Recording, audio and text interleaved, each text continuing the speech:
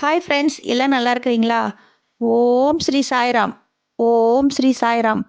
ஓம் ஸ்ரீ சாய்ராம். நம் சாயன்பர்கள் அனைவருக்கும் வணக்கம். நம்ம சேனலில் இப்போ தான் நீங்கள் ஃபஸ்ட் டைம் வீடியோ பார்க்குறவங்களா இருந்தீங்கன்னா சப்ஸ்கிரைப் பண்ணிடுங்க. சப்ஸ்கிரைப் பண்ணிவிட்டு பெல் பட்டனை கிளிக் பண்ணி ஆளுங்கிற ஆப்ஷன் கொடுத்துருங்க. அப்போ தான் நான் போடுற பதிவு உங்களுக்கு உடனுக்குடன் நோட்டிஃபிகேஷனில் வரும். நோட்டிஃபிகேஷனில் வந்த உடனே அந்த பதிவை பாருங்கள். பார்த்து அதனோட முழு பலனையும் பயனையும் அடையணும். அதுதான் என்னோட விருப்பம். நம்ம சாயப்பாவோட அன்பு கட்டளை. ஓகே ஃப்ரெண்ட்ஸ், இன்றைக்கி நம்ம பார்க்க போகிற பதிவு ரொம்ப முக்கியமான பதிவு. நமக்கு மட்டும் ஏன் கஷ்டம் இப்படியே இருந்துக்கிட்டே இருக்குது? நம்ம இவ்வளவு வழிபடுறோம், நமக்கு கஷ்டத்திலிருந்து நம்ம வெளியில் வரவே முடியாதா? நம்ம இவ்வளவு நீங்கள் விடுற ஒவ்வொரு சொட்டு கண்ணீர் தண்ணியும் நம்ம சாயப்பா பார்த்துக்கிட்டு தான் இருக்கிறாரு.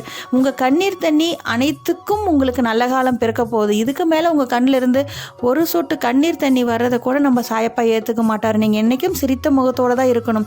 குழந்தை பாக்கியம் இல்லாமல் நீங்கள் இவ்வளோ வருத்தப்பட்டு இருக்கிறீங்க. உங்களுக்கு இந்த பதிவை முழுமையாக பாருங்கள். இது போல் கடைபிடிங்க. நீங்கள் முழுமையாக 48 நாள் இந்த போல் நீங்கள் செஞ்சு முடிச்சிட்டிங்கன்னா உங்களுக்கு அனைத்து காரியங்களும் சக்ஸஸாக நடக்கும். கண்டிப்பாக குழந்தை பாக்கியம் கிடைக்கும். நீங்கள் என்ன பண்ணீங்கன்னா 2 பொருள் தான் வாங்கணும். கவலையை விடுங்க, தைரியமாக இருங்க, நம்பிக்கையோடு கடைபிடிங்க.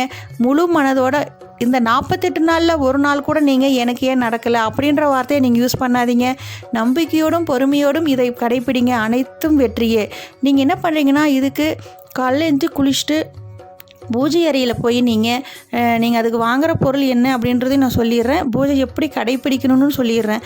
காலேஜ் குளிச்சுட்டு நம்ம சாயப்பாவுக்கு நீங்கள் சாயப்பா மேடை இல்லை பலகையை சுத்தமாக கழுவி தொடச்சி எடுத்து வச்சுட்டு, சாயப்பாவை தண்ணியால் சிலையாக இருந்தால் கழுவிடுங்க, ஃபோட்டோவாக இருந்தால் சுத்தமாக தொடச்சி எடுத்து வச்சுட்டு, மஞ்சள் அல்லது சந்தனத்தில் பொட்டு வச்சு அவருக்கு குங்குமம் பொட்டு வச்சுருங்க.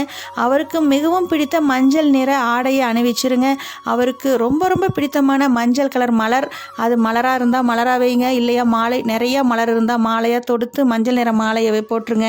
போட்டுட்டு அவருக்கு மிகவும் நீங்கள் வணங்க வேண்டிய 2 பொருட்கள் என்ன அப்படின்னு கேட்டிங்கன்னா, நெல்லிக்காய், பெரிய நெல்லிக்காய் இருக்குது இல்லைங்களா?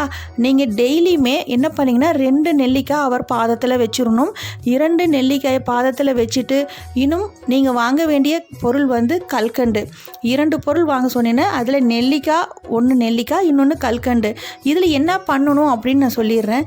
நீங்கள் தீபம் ஏற்றி வழிபட்டுட்டு கல்கண்டு ஒரு பிளேட்டில் போட்டு வச்சுருங்க. 2 நெல்லிக்காய் தான் வைக்கணும். நீங்கள் நெல்லிக்காவும் கல்கண்டும் அதிகமாக வாங்கிட்டு வந்து வீட்டில் வச்சுக்கலாம், ஸ்டோர் பண்ணி வச்சுக்கலாம், தப்பு இல்லை. ஆனால் அவர் பாதத்தில் வைக்கிறது 2 நெல்லிக்காய், கொஞ்சமாக ஒரு பிளேட்டில் உங்கள் கையால் ஒரு கைப்பிடி அளவு கல்கண்டு வச்சுருங்க. டைமண்ட் கல்கண்டு வாங்கிக்கோங்க, மிகவும் சிறப்பு. அது இல்லையே பெருசாக வாங்கினாலும் ஓகே, உங்களுக்கு எது கிடைக்குதோ அதை வாங்கி வச்சுக்கோங்க.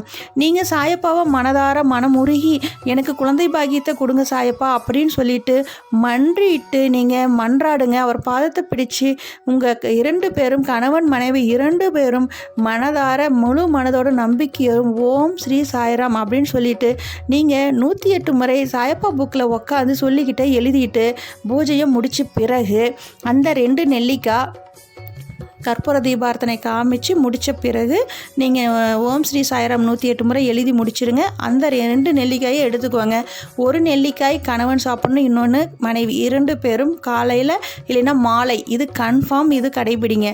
அதே போல் அந்த கல்கண்டு எடுத்து நீங்கள் டெய்லியுமே 48 நாளைக்கு நீங்கள் தானமாக செய்யணும். நீங்கள் பக்கத்தில் இருக்கிற குழந்தைகளுக்கு, அதுவும் முதல்ல கொடுக்குற குழந்தை பெண் குழந்தைக்கு கொடுங்க அந்த கல்கண்டை. அது வந்து நீங்கள் கொஞ்சம் கொஞ்சமாக டைமண்ட் கல்கண்டு வாங்கி நீங்கள் 1 கேஜி 1 கிலோ வாங்கி கூட வீட்டில் வச்சுக்கலாம். ஒரு கைப்பிடி டெய்லியும் வச்சு வழிபடுங்க. 48 நாளைக்கு இது போல் செய்யுங்க. அந்த கல்கண்டு கொடுத்துட்டு நீங்கள் மனதார அவங்க உங்களை வாழ்த்துவாங்க. அதனால உங்களுக்கு கண்டிப்பாக அவங்க முதியவர்களாக இருந்தாங்கன்னா அவங்கக்கிட்ட காலில் விழுந்து ஆசீர்வாதம் வாங்கிக்குவாங்க. இப்படி செய்யும்போது உங்களுக்கு டெய்லியுமே ஒரு நெல்லிக்காய் நீங்கள் ஒன்று அவர் ஒன்று சாப்பிடணும். அவர் பாதத்தில் வச்சு வழிபட்டு எனக்கு குழந்தை பாக்கியத்தை கொடுங்கன்னு சொல்லி மனதை ஒருநிலைப்படுத்தி நம்பிக்கையோடும் பொறுமையோடும் நீங்கள் இந்த விஷயத்தை கடைபிடிங்க. கண்டிப்பாக உங்களுக்கு குழந்தை பாக்கியம் கிடைக்கும். நீங்கள் சாயப்பாவை நம்பியோர் யாரையும் சாயப்பா கைவிட்டதே இல்லை. நீங்கள் இவ்வளவு அழுகுறீங்க, நீங்கள் அழுகவே வேண்டிய அவசியமே இல்லை.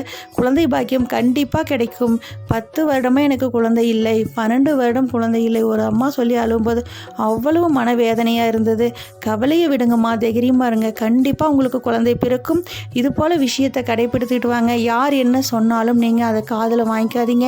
நீங்கள் உங்களோட பார்வை ஒரே நேர்பார்வை, எனக்கு குழந்தை வேணும், எனக்கு குழந்தை பாக்கியத்தை சாயப்பா தருவார், அதை ஒன்றையே கடைப்பிடிங்க.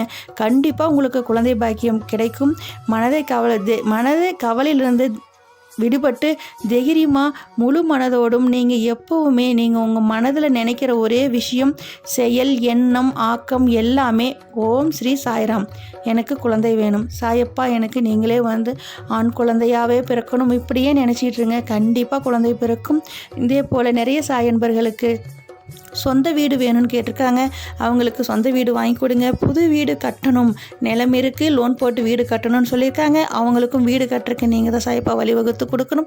நிறைய சாயன்பர்களுக்கு வேலை கேட்டு ரொம்பவும் மனமுருகி சொல்லியிருக்காங்க. டெய்லியும் வேலை வேணும்னு சொல்லியிருக்காங்க. அரசாங்க பணி வேணும்னு சொல்லியிருக்காங்க. ஒரு சாயன்பர் எஸ்ஐ ஆகணும் அப்படின்னு சொல்லியிருக்காங்க. ஒரு சாயன்பர் போலீஸ் ஆகணும்னு சொல்லியிருக்காங்க. ஒரு சாயன்பர் என்ன சொல்லியிருக்காங்கன்னா, உடல்நிலை பாதிப்பாக அவங்களுக்கு வந்து மனநிலை பாதிப்பு ஏற்பட்டிருக்குதுங்களா. அந்த மனநிலை பாதிப்பிலிருந்து அவங்களுக்கு வந்து நல்ல நிலைமை கோமா ஸ்டேஜுக்கு போயிட்டாங்களாம். அவங்களுக்கு பழைய பிரகாரம் நினைவு திரும்பணும் அப்படின்னு அந்த அம்மா மனமுருகி சொல்லியிருக்காங்க. ஒரு குழந்தைக்கு வந்து பல்ஸ் வந்து கொஞ்சம் குறைஞ்சிருக்கு அப்படி டாக்டர் சொல்லிக்கிறாங்களாம். அதுக்கு ட்ரீட்மெண்ட் எடுத்துகிட்டு இருக்கிறாங்களாம். நாளைக்கு செக்கப் போகிறேன் அப்படின்னு சொல்லியிருக்காங்க. அவங்க ரிசல்ட் நல்லபடியாக இருக்கணும், ஆப்ரேஷன் இல்லாமல் நல்லபடியாக இருக்கணும் சாயப்பா. இது போல் விஷயங்கள் அனைத்தையும் இந்த பதிவு பார்க்குறவங்க எல்லாரும் ஒன்றா சேர்ந்து கூட்டு பிரார்த்தனையாக சீரும் சிறப்புமா பேரும் புகழுமா, மலை போல கஷ்டம் இருந்தாலும் அது பனி போல் விலகிடணும். அப்புறம் நான் நல்லா இருக்கணும், நம்மை சுற்றி இருக்கிறவங்க எல்லாரும் நல்லா இருக்கணும், இந்த உலகத்தில் இருக்கிறவங்க எல்லாரும் நல்லா இருக்கணும் அப்படின்னு சொல்லிட்டு ஒன்றா சேர்ந்து கூட்டு பிரார்த்தனை தியானம் செய்வோமாக. ஓம் ஸ்ரீ சாய்ராம், ஓம் ஸ்ரீ சாய்ராம், ஓம் ஸ்ரீ சாய்ராம். தியானம் செய்வோமாக.